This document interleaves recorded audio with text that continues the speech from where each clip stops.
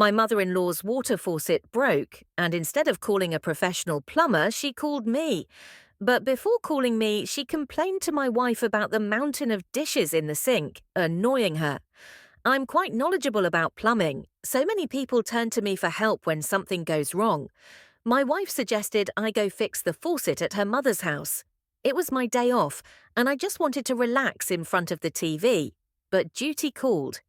I joked about it, and my wife replied with a teasing remark, asking me to guess what I'd get for fixing it. Despite my reluctance, I had to pack up and head to my mother-in-law's house on the other side of town. It was a long drive, about half an hour one way. Taking my wife's words seriously, I figured if anything went wrong, I could always say she had given me permission for intimacy in bed when she sent me to my mother-in-law's. I'd play dumb. When I arrived, my mother-in-law was very grateful, realizing she had interrupted my day off.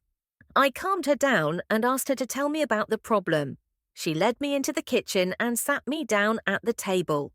As I got to work, I noticed her robe was short and her beautiful knees were visible. Once I started fixing things, she asked if I had time to eat. I agreed, adding that I wouldn't mind some wine and a sandwich.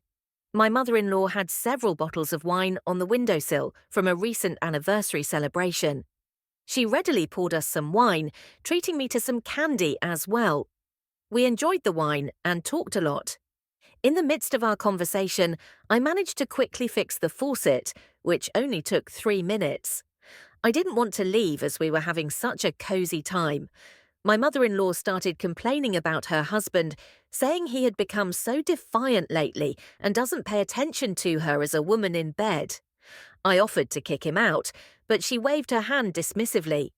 With a determined look in her eyes, she asked me how she could do without him.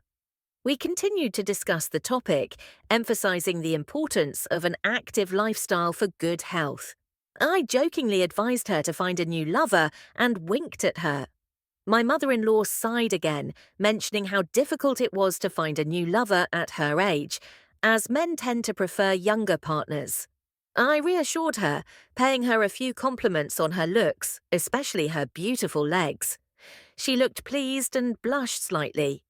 We drank more wine and chatted. I jokingly pretended to be infatuated with older women and not interested in younger ones. My mother-in-law laughed and playfully scolded me. The wine had definitely had an effect. I stood up, kissed her, and we ended up lying on the couch. So much for fixing the faucet. After spending some more time at her place, I returned home. At home, my wife asked why I smelled like alcohol, suspiciously sniffing at my clothes. I made up an excuse about running into someone I knew and stopped by for a few minutes. She then asked if I fixed her mum's faucet. Annoyed, I replied in the affirmative, wanting to be left alone to rest. Exhausted, I collapsed on the couch and fell asleep, enjoying pleasant dreams and a feeling of warmth throughout my body. A few days later, while my wife was at work, I received a phone call. As expected, it was my mother-in-law on the line. She joked about someone promising to replace her lover, but forgetting the way to her house. I chuckled and jokingly replied that I hadn't forgotten anything, but I was just busy with work. She invited me over, mentioning she bought delicious wine and would make my favorite sandwich. Puzzled, I scratched my head, thinking about how my mother-in-law took everything literally. Despite my initial confusion, I found the situation tempting. It wouldn't be difficult, and besides, it had been a long time since I'd been with anyone but my wife. In my advanced years, I had become lazy. I quickly packed my things and went to my mother-in-law's house. She was very happy to see me and willingly helped me take off my shoes. She didn't know where to seat her dear guest, but finally settled. Immediately, she offered me a glass of wine and we relaxed. The conversation became more interesting and we were back in that familiar situation. It was a delightful day, no doubt about it. My mother-in-law went for wine twice, truly getting into the holiday spirit. I loved spending time with her as she always had interesting stories to tell. By the time I got home in the evening, I was exhausted but satisfied. However, my wife began to feel neglected, complaining that I was always going out to visit and she was alone at home. She didn't know what was really going on.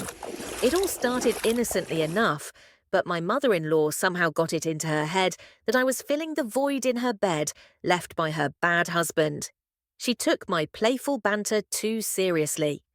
That's the thing about women, they tend to get carried away with their fantasies. I decided to play along and please her until she lost interest. It was a win-win situation for me. The more I indulged her, the more I enjoyed it. Everyone knows that old saying. She even managed to pique my curiosity. I didn't forget about my wife, although she had to take a back seat for a while.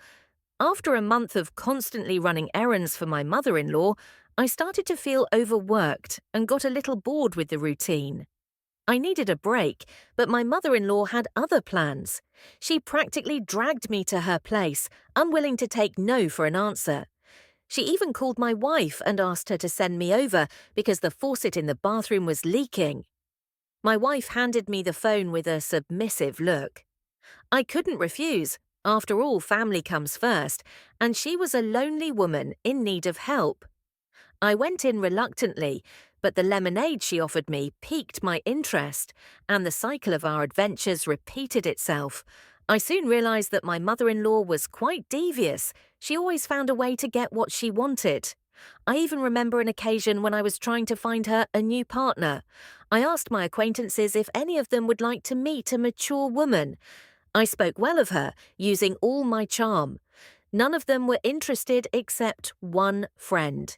He boldly asked for my mother-in-law's contact information and did not hesitate to call her. They met a few times, but nothing substantial came out of it. Surprisingly, my mother-in-law took a liking to me. It turned out that I knew how to fix kitchen faucets better than anyone else. She wasn't stupid either. She knew not to rush me. If I felt I was needed, I came, and if not, she patiently waited for the right opportunity. Our meetings became rare, but always pleasant.